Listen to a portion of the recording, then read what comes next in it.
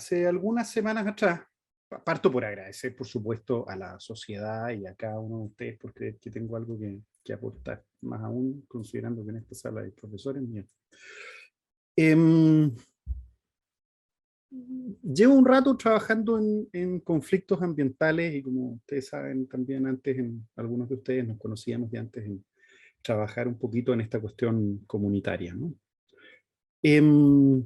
Nunca sé si me resulta cuando aprieto este botón. ¿Se ve bien la pantalla o ya se funó mi computador? Yo partí siendo activista contra una empresa que se llama Microsoft, entonces como... Sí, se ve bien, Matías. Sí, súper mal. Pulento.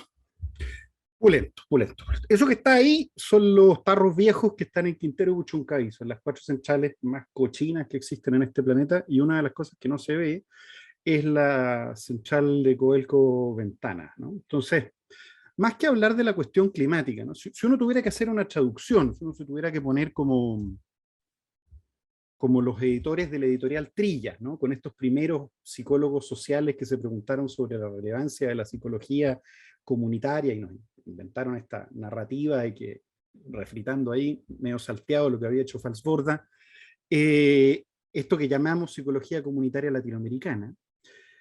La realidad es que en América Latina no hablamos de cambio climático ni de crisis climática, la verdad es una visión europea. La realidad es que tenemos que hablar de extractivismo. ¿Sí?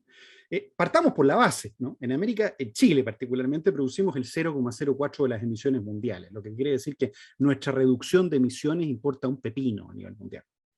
Sin embargo, tenemos una enorme cantidad de glaciares, somos un país que depende de cuencas hídricas, tenemos un nivel endémico de biodiversidad única, nos va quedando uno de los pocos áreas prístinas como son los mares y los fiordos del sur de la Patagonia, tenemos una enorme cantidad de litio, lo que nos lleva a la principal reserva de litio, el 30% de las reservas proyectadas de litio están en Chile, lo que nos lleva a pensar un poquito distinto, ¿no? Nuestra conversación debiera girar menos sobre Chevron, sobre el petróleo y sobre el carbón, y debería girar más sobre Codelco, sobre Ponce Lerú, sobre, ¿cómo se llama este otro loco? El Choclo Délano, y esa manga de delincuentes, ¿no? Nuestros problemas en general están mucho más asociados a ese conjunto de, que bueno que lo estén grabando, a ese conjunto de problemas.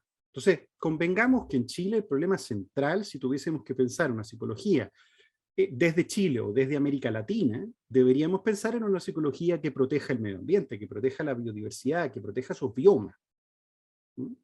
Nuestro problema es que somos toda América Latina, ¿no? Es la producción de soya, la producción de carne, la producción de petróleo en el Ecuador, litio en Chile, cobre en Chile, litio en Bolivia, litio en Argentina, salmones, o básicamente la despensa del mundo, ¿no? Entonces, si lo empezamos a pensar bajo esa lógica, ¿no? La realidad es que todo lo que sabemos sobre cambio climático, que es mitigación, adaptación y hablar de emisiones, es para los gringos. Para nosotros lo que importa es mucho más hablar sobre protección de nuestros hábitats.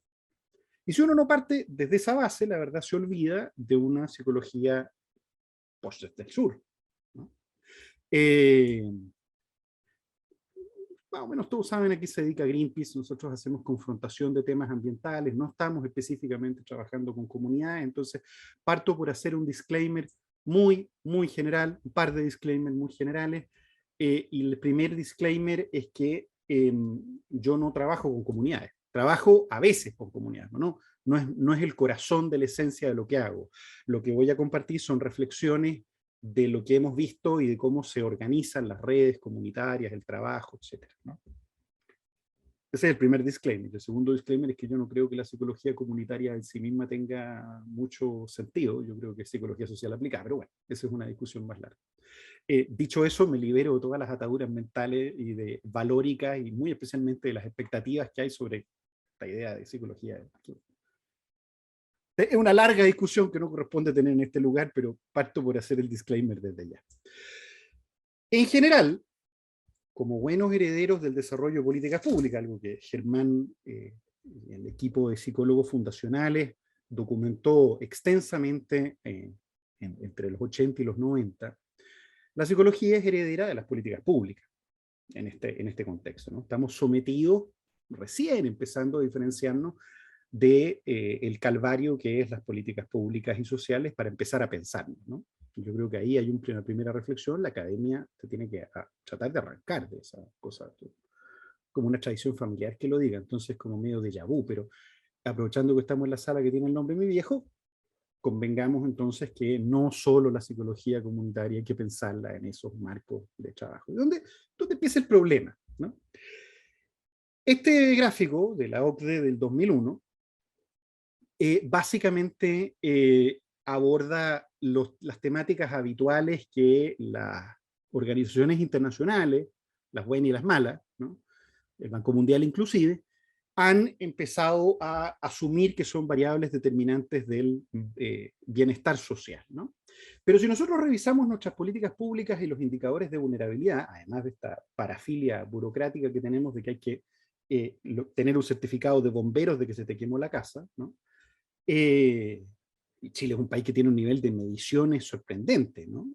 Tan bueno que de hecho podemos hacer próximos, podemos ahorrar plata porque tenemos tanta estadística que podemos predecir quién va a dejar de ser pobre. Es loquísimo, es como si no tuviéramos que hacer encuestas para el futuro. Es un país muy documentado, pero es un país muy documentado sobre ingresos, sobre estado de los ingresos, sobre estado de la economía, sobre la cantidad de lavadoras y el proxy que eso significa para una casa, sobre si tiene o no tiene TV cable, y lo único que discrimina hoy en día es quién tiene lavadora de plato. Es un enfoque un poquito tradicionalista aquel, ¿no? Y me recuerdo muy bien cuando Cristóbal empezó a emigrar y a irse a trabajar para afuera y los compañeros empezaron a ir para afuera, lo difícil que era pensar en indicadores de bienestar social fuera de Santiago o fuera de las grandes ciudades, ¿no? Tenemos una psicología que está súper acostumbrada a trabajar en el marco de instituciones canónicas, como por ejemplo las escuelas, la terapia, los hospitales, el sistema de salud, pero cuando uno empieza a salirse de eso, como que se desgrana la psicología, ¿no? Y eso le pasa a la psicología política, a la psicología del deporte.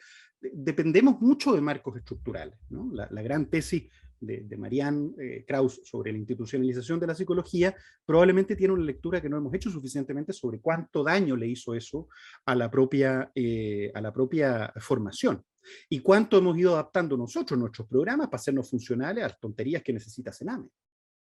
Entonces, ahí hay un punto en donde, especialmente en la psicología ambiental, quedamos cortos. Y esto parte porque no consideramos en el bienestar social de las personas la calidad del aire, la cantidad de basura, la disponibilidad de agua. O sea, no hay ningún test que usemos que diga, ¿y usted le llegó el camión al GIE? Porque probablemente es un predictor en sectores rurales de calidad de vida, ¿no? Particularmente en estos tiempos. Probablemente el mejor. Entonces, hasta ahí. Tercera idea que quiero presentarle. Esta lámina la presenté en la FAO el día 18 de octubre en la mañana. Y es un extracto de una nota de prensa de la tercera del día antes con todo aquello que le preocupaba a los sectores empresariales del país. Entonces les preocupaba como un retroceso, una situación de inestabilidad que se iba a traducir en problemas para el país, la protección de glaciares, la conservación de humedales, los proyectos de tanta complicación de la evaluación ambiental, la nulidad de la ley de pesca que nos iba a dejar sin claridad sobre la pesca, esta reforma al código de agua, que el litio no fuera interés nacional, hasta cuándo seguíamos dilatando la discusión sobre desalinización, y ya, pues, pongámonos a reciclar porque hay muchos residuos, ¿no? Entonces, es una visión extractivista en esencia. O sea, y eso el 18 de octubre en la mañana, ¿no? Entonces, después sabemos lo que pasó. El país reventó. Y una de las hipótesis es que reventó en buena medida por las desigualdades. ¿Y qué mejor desigualdad que las desigualdades ambientales? O sea, todos los que tienen gente que vive en la zona central y zona norte del país, que vive en zonas rurales, no tiene agua. Es así de simple. 40% de la población escolar en nuestro país, en zonas rurales, 40% de la población escolar de nuestros niños no tienen agua. Ese es el nivel de asimetría. Por supuesto que la crisis climática no hace mejor esto, ¿no? Un escenario de 1,5, que es el que prometimos, genera una extensión de 4% de los mamíferos. Un escenario de 4,5, que es el más probable, una extensión del 41% del hábitat de los mamíferos. Más aún, un escenario de aumento de 3 grados, que está dentro de lo súper posible, genera un 97% de aumento de las chances de incendios mediterráneos. Sobra decir que la estadística para el Amazonas no existe, pero por lo demás se está quemando el Amazonas colombiano, el Amazonas brasileño, los bosques del Chaco, los bosques de Salta y la Patagonia. Y zonas de Mar del Plata. En este momento. Y no hay capacidad ni aviones para hacerle frente, ¿no?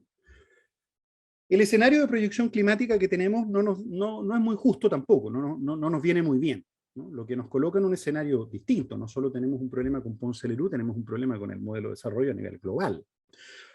Piensen ustedes, ¿no? Lo que debiera ocurrir es lo verdecito que está abajo, es decir, que llegáramos a un pic de emisiones de aquí al 2030, de lo que habla Greta. Sin embargo, lo celeste, el margen azul, es la proyección que estamos viendo, lo que significa que nuestros tataranietos van a seguir viviendo en crisis climática si no nos hacemos cargo. Dicho en simple, ¿no? Pero en ese momento se van a haber perdido especies únicas en el planeta. O sea, harto más penca la vida, ¿no? Por tanto, el escenario es catastrófico. Y la pega que nos toca a nosotros es protección de los hábitats. Entonces, uno empieza a entender que entonces la defensoría ambiental no es mera cuestión medioambiental, como los libros como el Prochansky, ¿no? Como lo que entendemos tradicionalmente en psicología por psicología ambiental, que es de qué color pintamos la sala de clase. Uno empieza a entender que lo que estamos discutiendo en este caso es una cuestión bastante más profunda sobre economía del desarrollo, finalmente, que es en esencia una de las temáticas centrales de la psicología, ¿no? Uno de los roles en donde mejor podemos jugar un papel. Algunas consideraciones respecto de la última encuesta de opinión pública que hicimos en nuestra última pasadita. Ustedes me van avisando cómo vamos con el tiempo. ¿Considera que la crisis climática es una emergencia en Chile? Esta es una encuesta que le hicimos a 1000 personas. 96% dice que sí. Es una emergencia global, 96%. Para Chile, 94%. ¿Lo va a afectar a usted? 91%. A usted o a su familia, ¿no? Entonces, superamos el umbral del que nos hablaba del PNUD. El cambio climático entró de la puerta para adentro, ¿no? Ya no es un problema de la comunidad o de la sociedad, entró a la casa, ¿no? Y esto nos plantea en un escenario harto más radical, en donde por lo demás el negacionismo climático no tiene sentido. Piensen ustedes, la única cosa de la que se rescindió de opinar Kast fue que dijo que el cambio climático era verdad. Las mujeres son personas, ¿no? Pero fue una de las cosas que dijo. Pero cuando tuvo que hablar de cambio climático, tuvo que recular en serio. En serio, ¿no? Por lo tanto, de alguna u otra manera está súper ganado el terreno, pero al mismo tiempo por razones que no necesariamente tienen que ver con una mayor conciencia, con una mayor organización política, sino derechamente con que la falta de precipitaciones la estamos mirando todos por la ventana. Entonces, la realidad es que el cambio climático ya entró a nuestras casas, ¿no? La realidad es que no solo hay una crisis climática, sino una crisis ecológica, y esta es la proporción de aumento de los plásticos de consumo de plástico. Ustedes saben, los plásticos no se desaparecen ni siguen molecularmente estables, se van degradando y cada una de esas micropartículas termina en el ambiente. De hecho, parte de los plastificantes ya caen como lluvia, ¿no? Hay estudios que dicen que consumimos alrededor de una tarjeta de crédito cada 2 meses, ¿no? En países subdesarrollados. En China es una tarjeta a la semana. Tarjeta de crédito, el equivalente en gramaje, ¿no? Por lo tanto, la realidad es que nuestro modo de vida también viene aumentando esto, y no solo eso, sino que además se ha ido perfeccionando esta crudeza del capitalismo, y entonces ya lo que hemos podido estudiar es que Coca-Cola está aliada con los proveedores que son refinadores de petróleo, que son los que son proveedores de materia prima de plástico. Por lo tanto, es una sola cadena entre los principales problemas ecológicos que tenemos, que están asociados a pérdida de biodiversidad y al mismo tiempo, por lo tanto, a pérdida de aceleramiento del cambio climático. ¿Por qué? Si se acidifican los océanos por pérdida de biodiversidad, hay menos capacidad del océano en capturar carbono y por lo tanto se acelera la crisis climática. Entonces hay un fenómeno cíclico cuando se pierde la vida en el planeta, y las tendencias entonces tienden a acelerarse, las proyecciones tienden a quedar cortas, que es lo peor de todo, ¿no? Hace algunos años, ustedes recordarán, cuando éramos niños, nos decían, puede aumentar la temperatura 2 grados, y ahora la buena noticia es que no aumente más de 5, ¿no? Entonces, claramente la pérdida de equilibrios, que es el problema climático y ecológico, es claramente más grave, y sin embargo, cada vez más evidente, la integración productiva de organizaciones globales para poder producir esto. Y al mismo tiempo la creación de paradojas, como el litio. No sé si ustedes saben, pero el litio se extrae desecando salares. sea, lo que hacen es agarrar el agua de los salares, lo tiran a una cubeta y eso se evapora. Por eso que es tan barata la minería de litio, por eso que es tan conveniente hacerlo en Chile. Lo que significa que hay que desecar salares, que son fundamentales para la resiliencia climática del norte del país. Esa es la pelea de Cristina Dorador. Entonces, la paradoja es que sin litio no tenemos transición energética a un modelo de movilidad eléctrica, ¿no? Entonces, estamos enfrentados a ese nivel de problemas, de paradojas de elegir el mal menor, ¿no? O de mitigarlo, ¿no? Fíjense, ¿no? Respecto del desarrollo, en Chile en particularmente, nunca debemos permitir que el desarrollo económico esté por sobre el cuidado del medio ambiente, 66%, y hemos hecho lo suficiente, 3%. Voy a ir un poquito más rápido, ¿no? O sea, claramente la visión es transversal, políticamente es transversal, ¿no? Y esto se expresa en Chile en conflictos ambientales que antaño lideraban Machi, ¿no? En Ralco, y hoy día claramente lo estamos viendo en personas comunes y corrientes, en farellones, la gente que está protestando es gerente de empresa. ¿No? No, ya no son los mismos. Los fenómenos de conurbación urbana, de densificación del borde, Limache, por ejemplo, los conflictos asociados al agua en Limache, esas zonas ya se fueron densificando y en ellas viven campesino, ingeniero en computación, campesino, abogado, ¿no? Entonces las comunidades mismas se han ido mezclando. Piensen en Punta Choro, las personas que antes vivían las caletas de pescadores artesanales ahora tienen contacto con publicistas que van de vacaciones, ¿no? Lo mismo que pasa en los cerros de Valparaíso está pasando en distintos otros lugares. Se ha ido, la palabra gentrificación no aplica, se han ido mixturando, ¿no? Todo esto. Lo vamos a empezar a ver en Frutillar, en Puente, Maitencillo, para qué decir, pero lo vamos a empezar a ver en San Pedro Atacama, ¿no? La disponibilidad de internet satelital va a empezar a hacer que muchos de nosotros empecemos a trabajar y a hacer clases desde Valdivia, desde los interiores de Valdivia. Entonces, eso está generando que las comunidades en sí mismas estén cambiando también. Ya no son los sujetos antiguos del conflicto social o del conflicto, no son las machis, ¿no? Son las más radicales, por supuesto, cosa de ver a la Machi Francisca en la Constitución. Chile tiene un récord de documentación de conflictos ambientales, no necesariamente tenemos más, lo que pasa es que tenemos documentado, ¿no? Y tenemos un montón, y la gran mayoría está asociado a agua. Y esta es una de las láminas centrales que quiero mostrarles. Lo primero es que si lo leemos bajo este código, y para no alargarme demasiado, el conflicto socioambiental es en esencia un conflicto político. Y tiene sentido leerlo como un conflicto político, no como un conflicto psicosocial. Eso secundariamente es un conflicto psicosocial, ¿no? Salvo que ustedes me digan que psicosocial es político, estaría de acuerdo. Pero como a los psicólogos se nos olvida y está esta tendencia a racionalizar y a ganarnos la vida haciendo mediciones a saber hasta qué edad los niños tienen responsabilidad penal, para que en vez de hacer ese tipo de cosas, mejor dediquémonos a una cuestión más efectiva, que es pensar en términos políticos los conflictos ambientales. Y más a lo varó. ¿De qué lado vamos a estar nosotros? ¿No? En vez de hacerle la mena al sistema de justicia y decir, bueno, de los 16 ya pueden ir presos. En vez de hacer eso, dediquémonos a hacer algo mucho más útil, que es pensar desde el punto de vista político. Las necesidades que estamos teniendo, bueno, además el planeta es uno solo, nosotros en esto estamos metidos, ¿no? Ya no son los pobres arriba de las montañas de Caracas, somos nosotros mismos en este caso, ¿no? Todo conflicto global por lo tanto, es un conflicto global, porque las dinámicas que están detrás del extractivismo latinoamericano están asociados a tendencias globales. El litio es global, el cobre es global, el carbón es global, todo es global. Porque carbón no hay en Chile, no estamos sacando carbón de Chile. Viene de la India, viene de Bogotá, viene de Australia, viene de otros lugares, ¿no? Pero además, debido a la condición especial de nuestro país, los bienes y los servicios básicos hoy no son bienes comunes.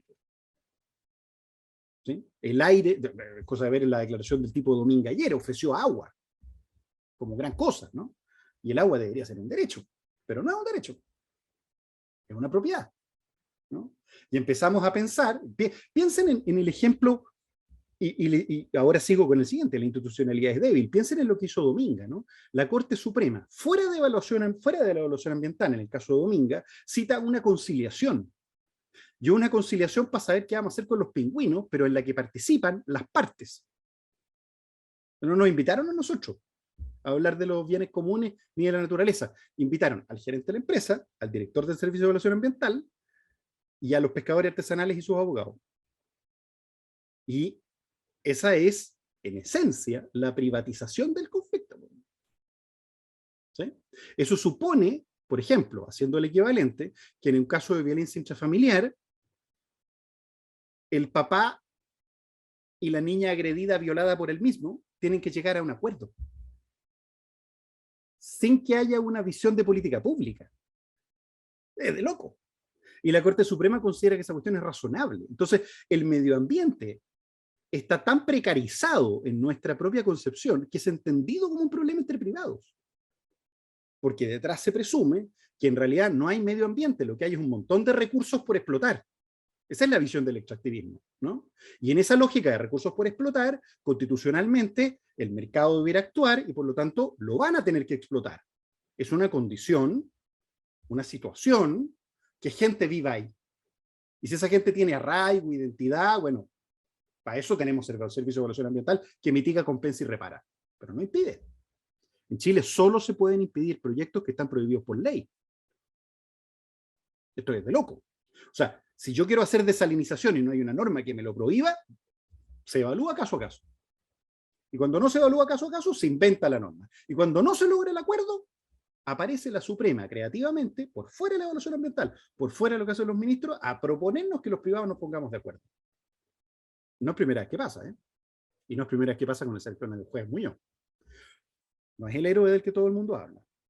Ocurre también, entonces, un impacto doble. Porque si el conflicto es vivido, un conflicto que es en esencia político, por lo tanto un conflicto de poder, es vivido como un conflicto entre privados y las situaciones son tremendamente asimétricas entre tendencias globales y el arraigo, la identidad y la capacidad comunitaria a nivel local, cuando las instituciones encargadas de tramitar el conflicto no lo perciben de esa manera, generan doble impacto. Y lo vamos a ver en un par de láminas. Hay una especie de doble victimización en este proceso. No sé si la palabra aplica perfectamente, pero pareciera haber, ¿no? Nos vamos a saltar esto. Quintero como un ejemplo, ¿no? Esta lámina es mucho más interesante. Estas son los meses previos al 18 de octubre. Los días en blanco, a partir del 23 de septiembre del 2018, del 2017, no, 2018, porque llegamos a, van a ver cómo termina, el 18 de octubre del 2019. Los días que estaban en amarillo son los días en donde hubo la alerta amarilla. Los días en donde hubo naranja es donde hubo alerta temprana, es decir, en donde el aire ya no se podía respirar en Quintero Puchuncaví. Los blancos son los días en donde el aire estuvo bueno. Es heavy. Estos son los días previos. Los rojos son los días en donde la gente caía, rendía al piso, porque no se podía respirar. O sea, la normalidad es una emergencia. Y esta hueá no solo pasa con el aire, también pasa con el agua. Piensen ustedes que la norma de camiones aljibe la debería gestionar la ONEMI, si es una emergencia la hueá. Y sin embargo, se ha vuelto recurrente y una materia de tramitación habitual por parte de la institucionalidad. Entonces hemos ido normalizando la emergencia, ¿no? Y al normalizar la emergencia, es como decir, pucha, sí, el machismo es así, a usted la van a violar, ¿no? Es lo mismo, pero en materia ambiental tenemos menos codificado eso, menos deconstruida esa normativa. ¿Se entiende? Pero la gente que vive ahí, puta, sufre todo. Recuerden que una de las gestiones para que los niños volvieran a clase fue pedirle a los profesores que ellos contuvieran a los hijos. ¿A que no adivinan? El segundo set de episodios críticos, un mes después de las primeras cagadas que quedaron el 2018, ¿se acuerdan? 2018, un año antes del estallido. Un mes después, cuando los profesores toman a los chiquititos para llevarlos a clase, ¿a que no adivinan dónde estuvieron los pics de crisis de pánico? En los propios profesores. Es decir, cuando normalizamos este asunto y tiramos a la batalla a toda la gente que estaba metida en esto, finalmente lo rentamos. Estas son la proporción de mercurio, arsénico y, a ver si lo veo, hierro de la zona de Quintero Puchuncaví. Lo rojo, por supuesto, no es buena idea consumir, ¿no? Ni habitar. Pero esas son las magnitudes de contaminación que hay, ¿no? Entonces, son verdaderos cráteres. ¿No? Entonces, no es que tenemos un modelo de desarrollo con algunos problemitas, ¿no? La weá no da. Esto es un poco lo que le quería plantear. Primero tenemos una vulnerabilidad previa en materia ambiental y cuando abordamos conflictos, ¿no? La comunidad está empobrecida, de lo contrario no le habrían hecho un basural, no le habrían ido a tirar basura, ya está empobrecida. hay en general un déficit de infraestructura y hay un medio ambiente deteriorándose. Pero se le agrega, producto de la forma en la que tratamos el conflicto ambiental, una vulnerabilidad adicional, ¿no?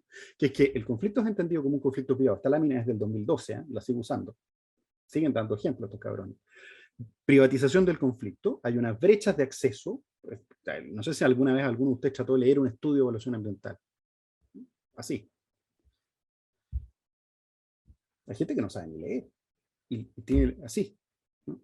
Te gastas, te rompes la impresora si la dejas imprimiendo todos los documentos que hay que hacer.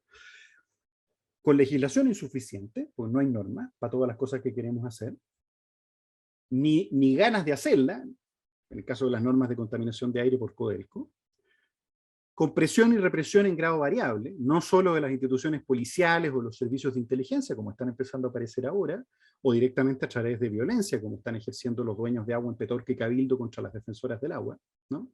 Sino directamente una represión interna dentro de los movimientos sociales. Y lo vamos a ver al final, porque no me quiero alargar demasiado, ya llevo, si mal no recuerdo, 28 minutos. Entonces, quisiera mostrarle algunas cositas. Estos son los glaciares.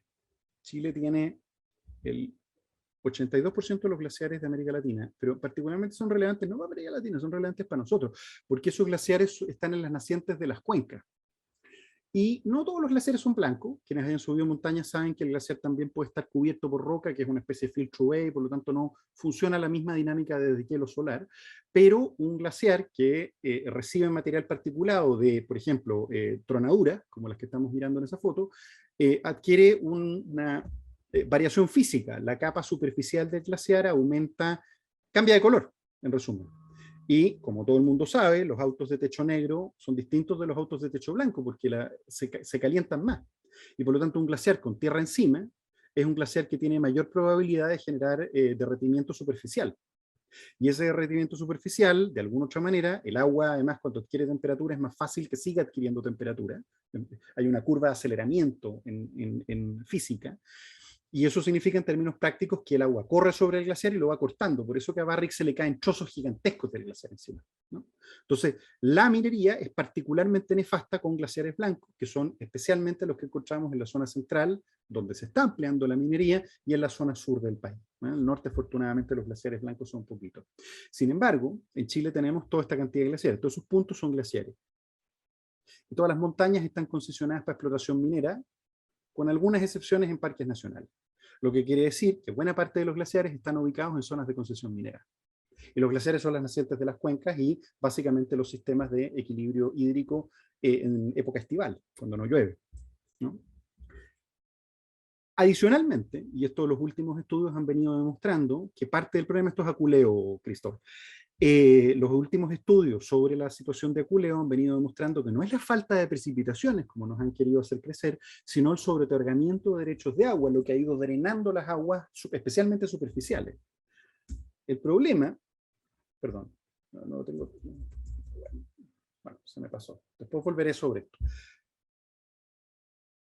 Por alguna razón esas láminas no estaban. Lo voy a explicar al tiro con esta misma lámina.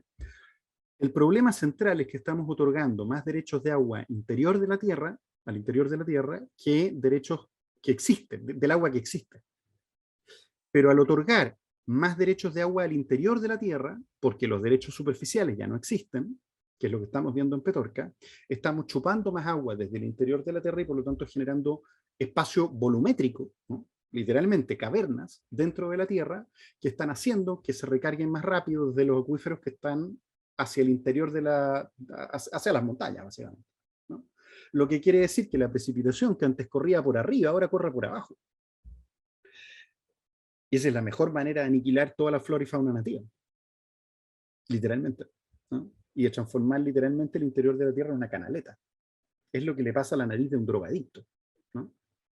Y lo estamos haciendo con sistemas de los cuales, para los cuales depende todo nuestro ecosistema, ¿no? Toda nuestra calidad de vida. No se puede tener una buena vida sin abejas, ¿no? Sin bosque nativo. El bosque nativo además tiene una función bien importante, que es que cuando llueve, mete agua para adentro. Los cultivos lo hacen, pero no tanto, ¿no? Menos todavía con la forma en la que están regando arriba los cerros. Entonces, les quiero mostrar un par de cosas. Este es el proyecto Dominga, ¿no? El proyecto Dominga está instalado, este es donde está, no sé si alcanzan a ver, acá está la Reserva Nacional Pingüino Humboldt, acá está Punta Choro, este es el proyecto Dominga, para que lo entiendan bien, ¿no? Está al interior, esta es la ruta 5, ¿no? Cuando uno dobla para irse a Punta Choro, para los que conocen, Dominga básicamente va a ser pedazo este espacio. Cuando el tipo dice que ofrece agua, es porque todo esto que ven acá es un sistema acuífero, ¿no?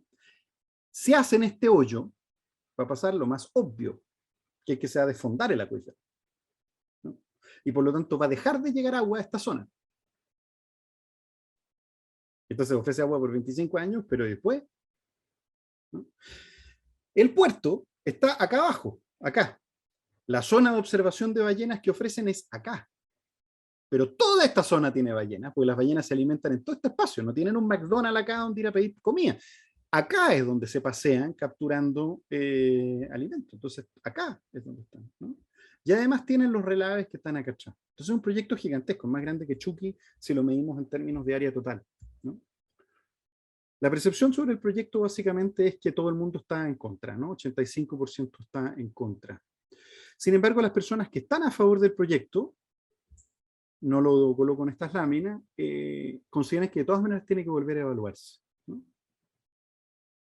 Lo que quiere decir que la ciudadanía ya cambió. Y eso puede ser un factor reparador. Sigamos. No sé cómo vamos de tiempo, pero me voy a tratar de cortar lo más posible, Rodolfo, José y Héctor. Estos puntos rojos son las salmoneras aprobadas en la región de Magallanes. Lo verdecito como más oscurito, menos brillante, es Chile. Lo verdecito que está brillante es un parque nacional. Tenemos salmoneras dentro de parques nacionales. Y es de loco esta cuestión, porque creamos un parque nacional que antes se llamaba Alacalufes, pero en un acto maravilloso, descubrimos que Alacalufe era la manera ofensiva de llamar a los cahuéscares. Entonces le cambiamos el nombre y le pusimos Parque Nacional Cahuéscar, que por lo demás es un pueblo canoero, hecho pedazo por la colonización, y le pusimos Parque Nacional Cahuéscar al Parque Nacional Alacalufe, ¿no? Parque Nacional de un pueblo canoero. Pero, por el lobby salmonero, el gobierno Michelle Bachelet decidió omitir el mar. Y entonces lo que hicimos fue el upgrade de una reserva forestal. Ustedes se ponen, ¿qué pensará el pueblo cahuéscar de esta weá? ¿Cómo se vivirá desde esa lógica la creación de un parque nacional que lleva su nombre, pero que no protege el mar? Por lo demás, ellos están haciendo solicitudes de espacios marinos protegidos. Y entonces no se puede trabajar si uno no considera la historia de las comunidades en este asunto, ¿no? Es súper importante, súper importante. La única razón por la cual no se inscribió el mar es por el lobby de la salmonera. ¿Para dónde estamos portando salmón? Al mundo entero. El peor salmón del mundo es el que producimos en Chile, ¿no? Piensen en esto, estas son las estadísticas al 2017 Oceana, ¿no? Noruega casi no se ve por la cantidad de antibióticos que usa. El salmón es autóctono de los mares noruegos, entonces está bien adaptado, el ecosistema tiene proteínas para que los salmones se alimenten, la densidad por jaula es mucho más chica. Pues viene Canadá, también tiene los mismos climas fríos, entonces se puede hacer allá.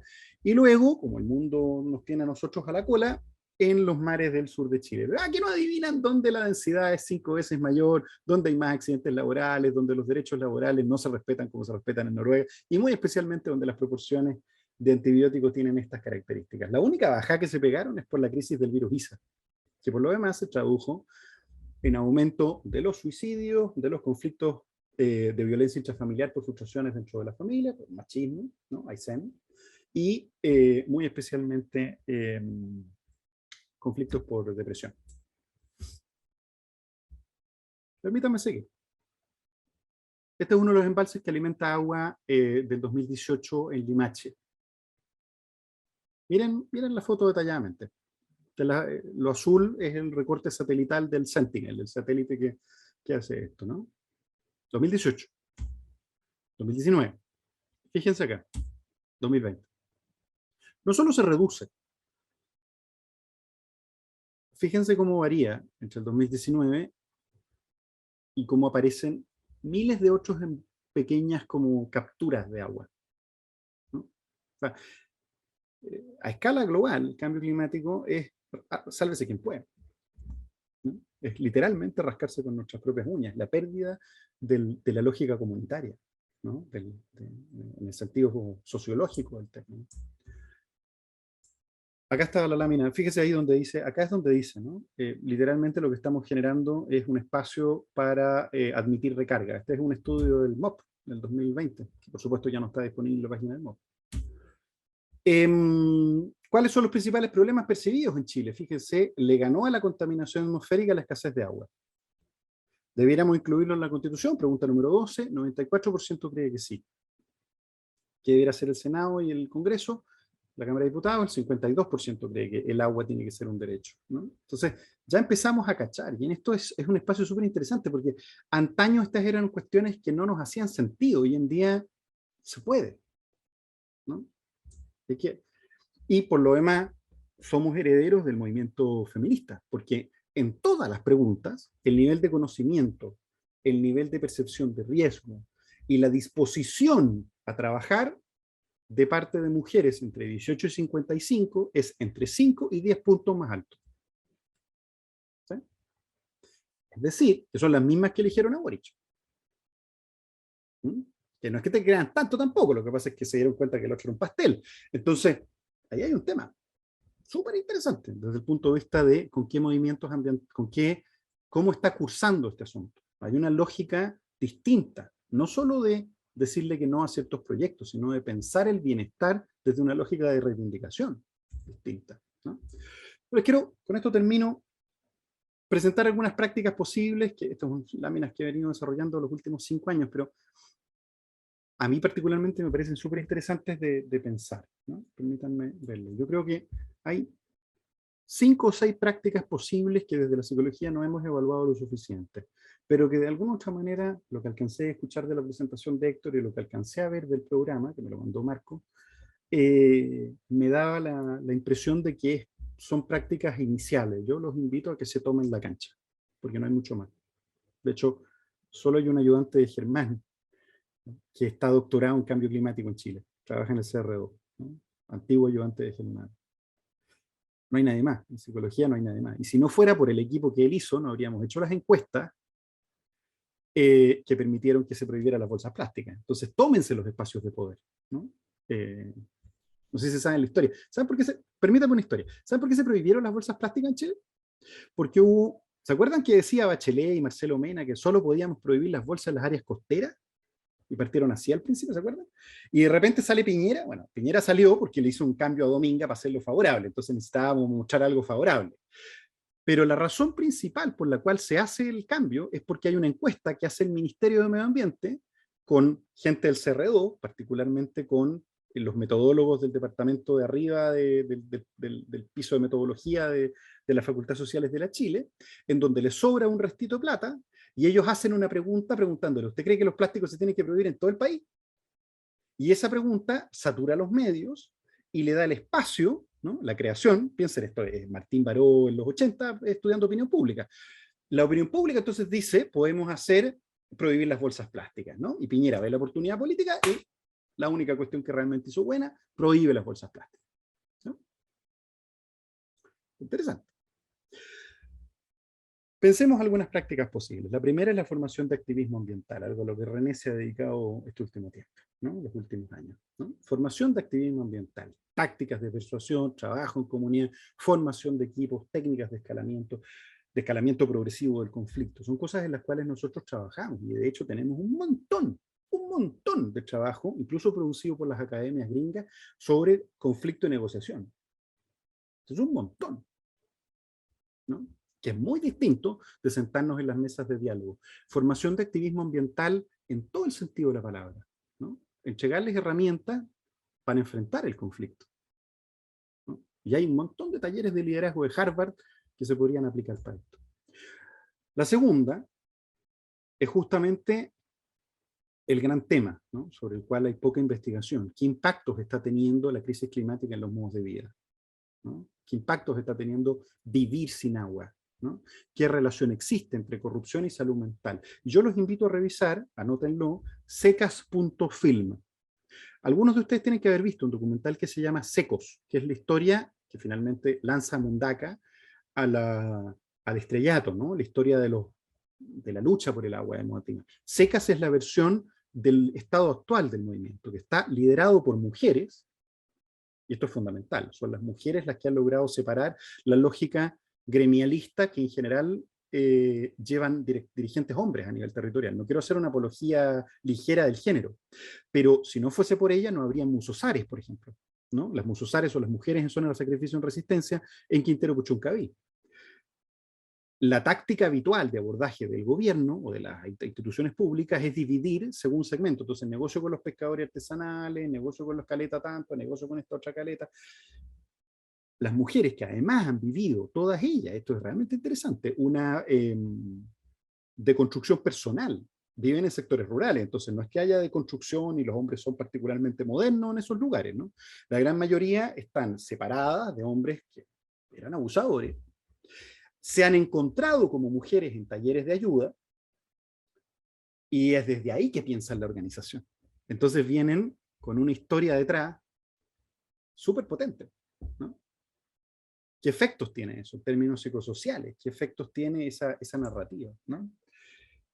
Esta es una idea desarrollada a partir de una tradición de psicología comunitaria que está poco estudiada, que partió el Germán haciendo en los 80. La idea de la formación de mesas de colaboración territoriales, ¿no? La psicología organizacional, lo que hacía Juvenal en aquellos años, ¿no?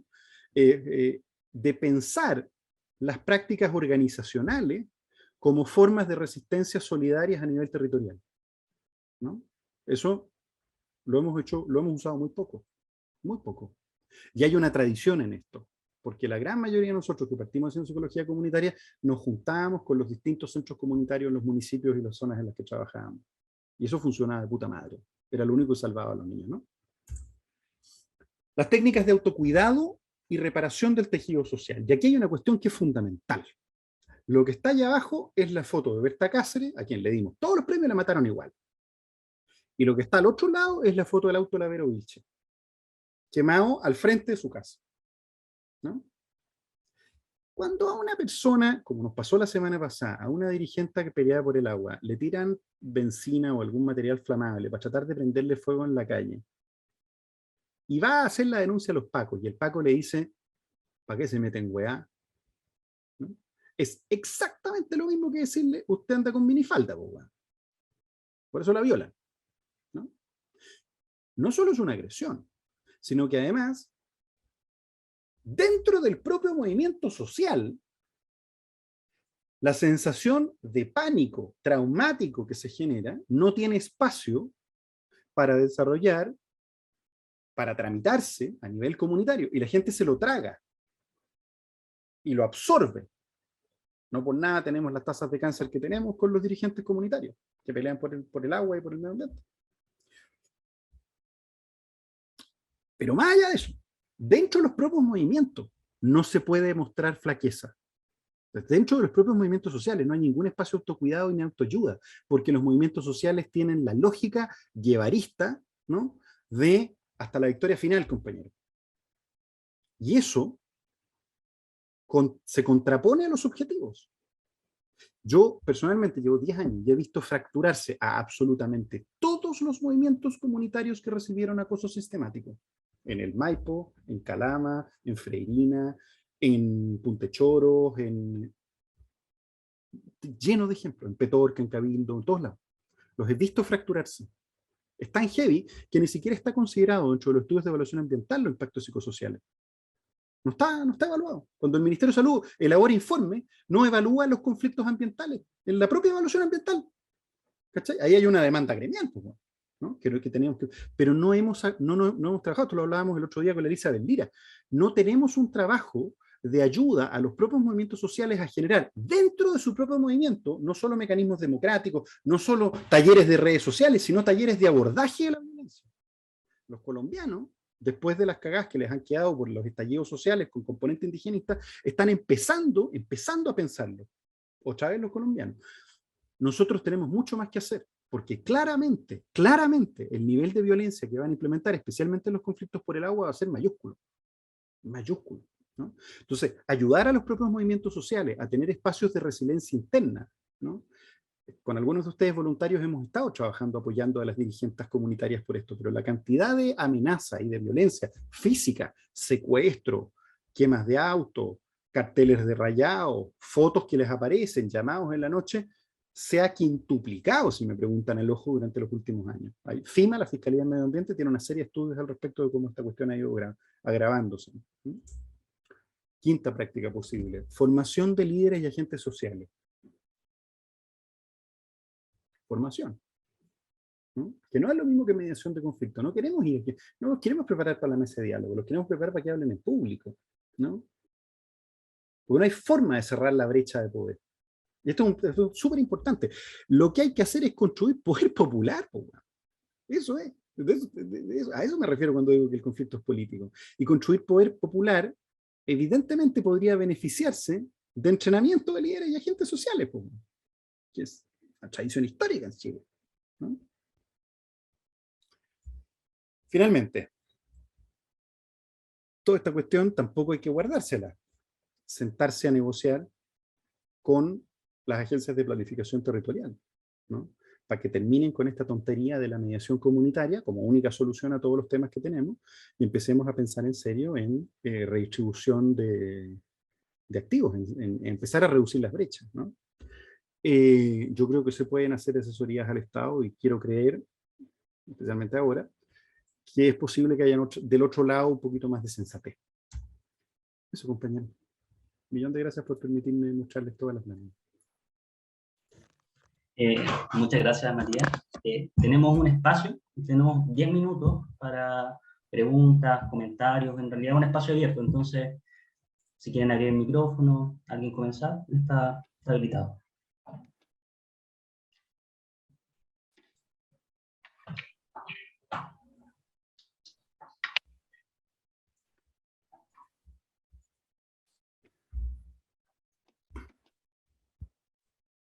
María Angélica. Parece que habías pedido René antes, ¿o no? Bueno. Uy, es como para... ¿A dónde está Matías? Matías es como para respirar profundamente. Y es lo que estamos viendo, en realidad, lo que estamos viendo, pero a diario. Justamente antes que llegara ya hubo un grupo que trabaja de científicos que trabajan en las comunidades. Yo soy de Concepción, entonces es la zona, ¿no? Quinchamalí, etcétera, la cuenca, o sea, han hecho un trabajo así súper potente, ¿no? Y han trabajado también con la gente. Y yo además soy de Talca, y de Talca hacia la cordillera, hacia el Paso Pehuenche, y está, el otro día fui deprimida, volví, digamos. El río Maule primero es un hilo, ¿no? Y después la laguna del Maule se está calentando el agua, pero además están haciendo otras centrales hidroeléctricas que están rompiendo, bueno, seguramente ustedes saben, ¿no?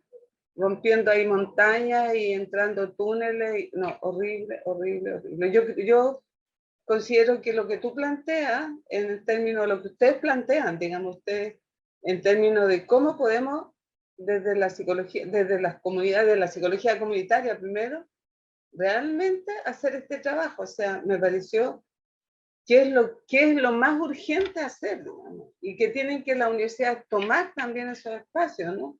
Y empezar a trabajar desde ahí, empecemos todos a trabajar desde ahí, y sobre todo cómo se refuerzan las comunidades.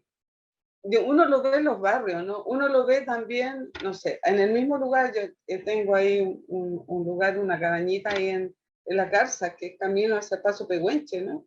Y tenemos agua del canal, y ya un vecino, una tremenda piscina, y ahí cuando el canal está ahí mismo abajo que tú te puedes ir a bañar. Entonces, no hay una educación ambiental, o sea, sí hay en realidad, pero todavía mucha gente no lo han tomado en cuenta, no lo tomamos. Pero yo considero igual que tú, ¿qué es lo que hay que hacer ahora? O sea, lo que ustedes plantean, y que nosotros también lo hemos estado trabajando en algunos casos, digamos, en algunos ramos en las universidades, lo poco todavía que, o sea, lo que tendríamos que hacer, ¿no? Pero tú sabes cómo es el tema de la academia y qué sé yo, y entonces ahí tenemos que ver. Mañana vamos a trabajar esos temas, pero yo creo que es súper relevante, ¿no? La única manera que tenemos de Yo creo que sí, y los tataranietos van a, espero que sí conozcan otras formas de vida, como la que tuvimos nosotros al infancia. Eso, ¿Se me permiten reaccionar o tomamos preguntas primero? eso. ¿No? Dale. Muy cortito. Yo siempre me he preguntado qué hubiese dicho el padre Nacho, ¿no? Que nosotros conocemos como profesor Ignacio Martín Baró, sobre el activismo, ¿no? Y yo creo que necesitamos una psicología activista. Quiero ser muy enfático en eso, ¿no? Como psicología social aplicada, pero con un lado totalmente decidido, ¿no? Y yo creo que es hora, primero porque ya la idea de que nuestra disciplina es una ciencia se fue un poquito al carajo, está mucho más cerca de la metalmecánica esta cuestión.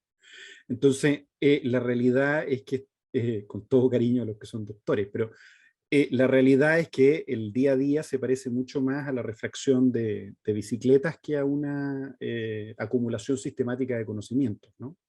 Por lo tanto, si uno abandona esa idea mea gringa, ¿no? Y empezamos a pensar una psicología desde el sur en esto, yo tengo la sensación de que lo que se necesita es tomar partido en esto. La buena noticia es que hay más agua en la piscina. Y Martín Baró es sacerdote, entonces la verdad la respuesta siempre va a ser misteriosa. Gonzalo. Sí, gracias. Bueno, María, muchas gracias por la presentación. Eh, sí, estaba pensando un poco como desde todos estos dolores, cómo hacemos cosas, digamos, cómo construimos, cómo compartimos, cómo seguimos. Simplemente compartir experiencia acá en, bueno,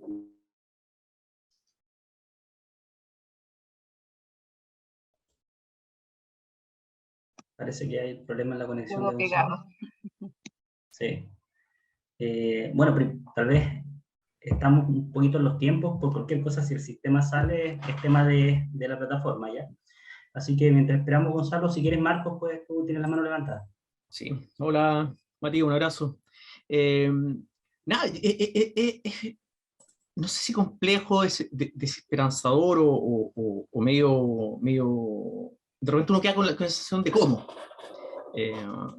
Al escuchar durante cómo hace esta psicología comunitaria activista cuando uno está generalmente metido o dando vueltas ahí en la máquina y cuando cuando casi todo se genera dentro de las políticas sociales, dentro de las políticas públicas y siento que hay un dejo ahí de o nos achanchamos, o nos aburguesamos, o no sé qué pasó en el camino, que es una como reflexión constante que tengo, o tenemos varios ahí con la psicología comunitaria, que de repente entramos y salimos por lo mismo. No sé, quería compartir eso con esa sensación que de repente uno queda como de, ¿qué pasamos? Eso. Yo creo que con el tiempo aprovechemos la ronda de comentarios, preguntas, y después vamos a María. Gonzalo y Héctor. gracias, sí, disculpen la mala conexión, estoy aquí en la oficina de la universidad. No, compartir acá en la región de la Araucanía, que es parte del territorio Gualmapu, tradicional mapuche, tenemos muchas redes. Yo participo específicamente en la red de defensa de los territorios, que a su vez participamos dentro del movimiento por el agua y los territorios. Ahí tenemos una iniciativa de norma en relación al derecho al agua, junto con Modatima, junto con la defensa de los glaciares, la Organización de Defensa de los Glaciares. Y eso, digamos, previo a todo este tema constituyente, previo al levantamiento popular de 2019, desarrollamos muchas iniciativas, marchas por el agua, a la cual llegaba un grupo de gente, a veces más, a veces menos, pero lo hacíamos sistemáticamente. Hay espacio de movimientos sociales, hay espacio de organizaciones sociales que se articulan en el contexto de acá, articulación de algunas organizaciones mapuche, territorios mapuche, junto con organizaciones no mapuche, comunidades no mapuche, y organizaciones sociales. Bueno, cuando mencionabas eso de las amenazas a los dirigentes, las amenazas a defensores de territorio, acá es una cosa cotidiana, que digamos hemos tenido también que desarrollar iniciativas por ese lado de protección, de uso de tecnología, de qué sé yo, usar redes sociales de software libre y otras cosas que tengan mejor seguridad. Ahora, antes del 2019 eran iniciativas que parecíamos ser muy pocos y que era de la tosudez que estábamos, pero una vez que se produce la sublevación, que se produce el estallido social, entre comillas, teníamos planificado para esos mismos días cabildo ciudadano en las plazas y la gente participaba con un ánimo, con un interés que no habíamos visto antes. Y ahí claramente hubo una convocatoria importante. Se están produciendo, antes de eso todavía persistía mucho redes sociales, mucha actividad social a través de organizaciones y movimientos, y eso está todavía. Ahora, quizás reflexionado como desde la psicología comunitaria, ahí yo soy más un activista social que un psicólogo comunitario, digamos, y ya vemos varios colegas ahí, no sé si está por ahí la Anita, que también está como en eso. Y se nos pierde un poco, quizá era la reflexión inicial de Falsborda, se nos pierde un poco el perfil profesional y pasamos más al perfil del activismo, donde somos uno más, aunque también reconocemos nuestros saberes y tratamos de ponerlo al servicio de las comunidades y de las organizaciones. Quería compartir eso.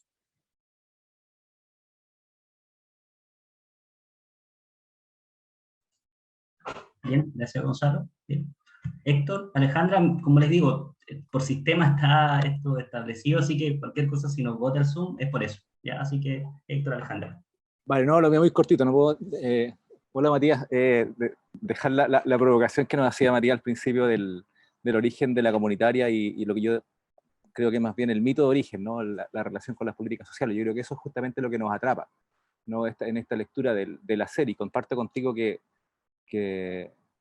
lo que hacemos es psicología social aplicada y no psicología comunitaria. Eso no quiere decir que no se haga psicología comunitaria, lo que pasa es que estamos muy ligados justamente desde esa institucionalidad en el hacer de lo que es la psicología comunitaria. Y ahí tenemos una discusión que ya es larga y es de fondo, ¿no? Pero eso también nos atrapa en las posibilidades de lo que decía un poco el Matías, ¿no? O sea, tomémonos los espacios. Hay la subjetividad, o sea, la construcción de la subjetividad desde distintos tipos de repertorios epistemológicos, teóricos, como ustedes quieran, está en todos los procesos, ¿no? Entonces hay ahí algo de los cuales tenemos una posición que asumir, pero que la rehuimos justamente a partir de esa enclaustramiento disciplinar, si ustedes quieren, que nos pone en una condición solamente intrapsíquica, individual o relacional.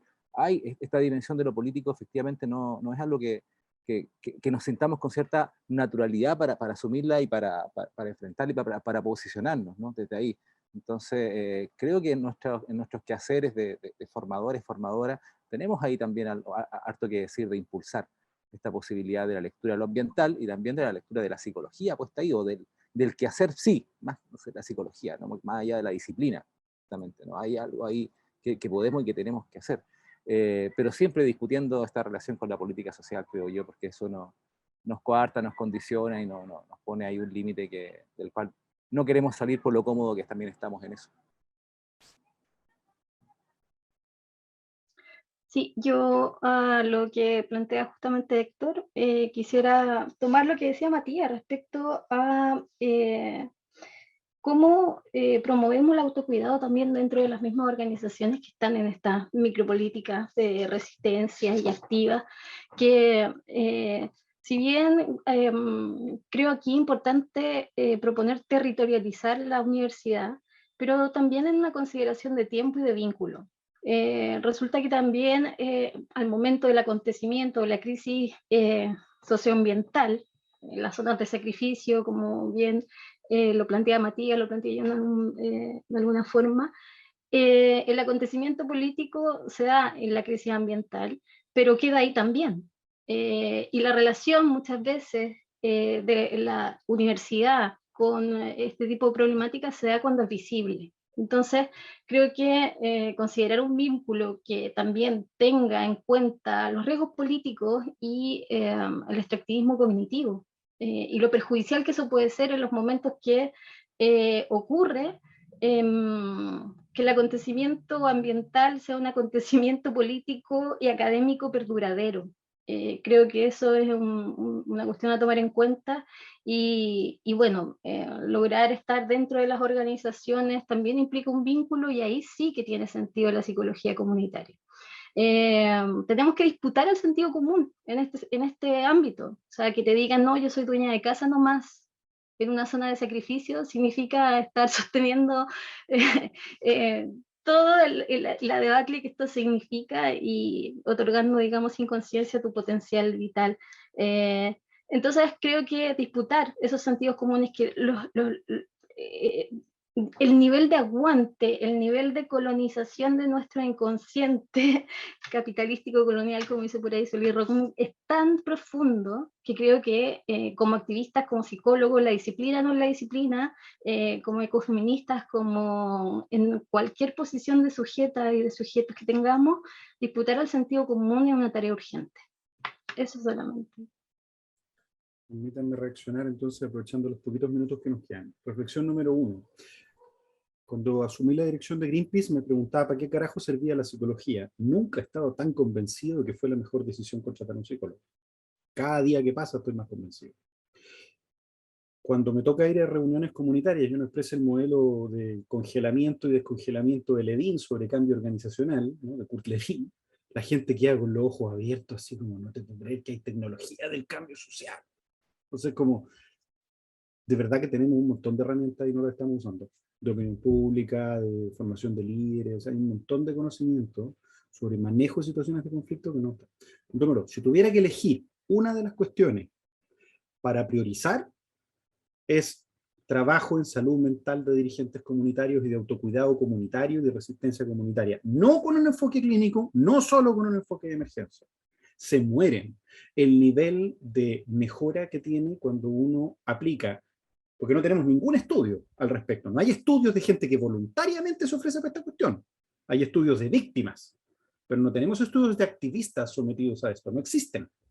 Ni en Turquía, ni en Rusia, ni en nada. Y no se aplica solamente a temas ambientales, se aplica a las cuestiones LGTBI, a todo tipo de práctica de resistencia que está, del feminismo, ¿no?, de las reivindicaciones. Entonces, hay un trabajo muy importante de humanización de la lucha dentro del propio movimiento como espacio protectivo. Se mueren. Lo importante que es, y una primera conversación de contención, identificando 3 o 4 factores, tuviste traumas previos, tu red de apoyo funciona, estáis pudiendo funcionar, tuviste una primera relación en donde te dijeron, esto que te pasó es una agresión, puta, mejora, pero de una manera impresionante el trauma, ¿no? Se evita la trauma. De verdad que la primera respuesta en esto es fundamental. Y educar a los pacos, domesticarlos es fundamental. Fundamental, para que no digan, ah, es que te lo buscaste. Segunda reflexión. Tercera reflexión. Es un placer verlos, compañeros. Porque de verdad yo creo que si hay alguien que puede pensar esta weá son ustedes. Entonces, de verdad que es un placer. Yo cuando ando weyando en los distintos territorios y todo eso, me acuerdo de nuestras conversaciones con muchos de ustedes, y por lo tanto para mí es un placer que me hayan podido invitar para poder estar acá. Me acuerdo de las miles de weas que hemos hecho y se agradecen. Hay un enorme valor en lo que tiene la psicología aplicada para aportar a ese desarrollo. Entonces, más que la cuestión elaborada, hay cuestiones bien básicas de los 50 que podrían estar aplicando.